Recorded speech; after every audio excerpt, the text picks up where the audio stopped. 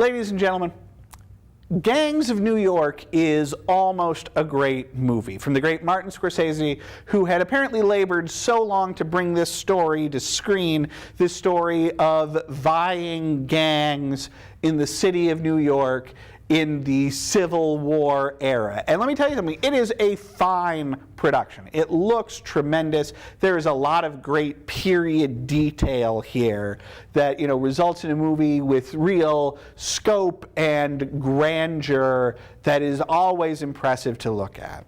And Daniel Day-Lewis, in his supporting role as Bill the Butcher, the evil head of one of the gangs, is truly tremendous. This, for me, as a moviegoer, was probably the moment that I took notice of the always great Daniel Day-Lewis, with his glass eye and tapping on it with the knife and everything. It is probably also the moment that I stood up and took notice of a young Mr. Leonardo DiCaprio, because if you were a boy who was in grade school when the 1-2 punch of Romeo and Juliet and Titanic came out, well, then you could not have disliked Leonardo DiCaprio more, that pretty boy that all the girls in class swooned over. But as of Gangs of New York, I started to realize, oh, this guy is maybe a pretty good actor. And while I don't think he reaches later career heights in Gangs of New York, he is still very fine within it.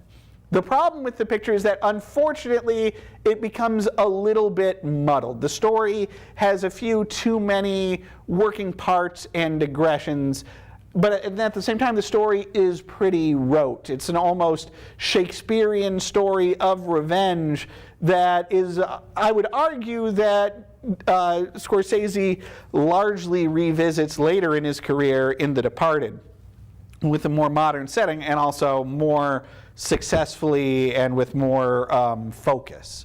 Here, though, he tends to, again, it's a rote story that tends to lose focus quite a bit. The other problem with it, and I'm loath to say it to a certain extent, Cameron Diaz is not up to the caliber of the other performers in this picture. Although it is probably her best performance to date, it is just not. Listen, Scorsese seems to have trouble casting and directing women, and also writing quality female roles.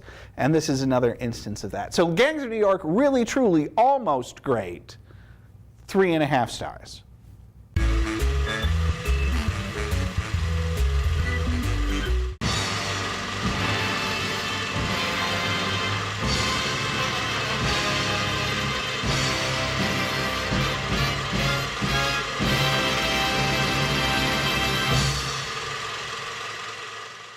And don't forget to visit our website, northmetrotv.com/everymovieever.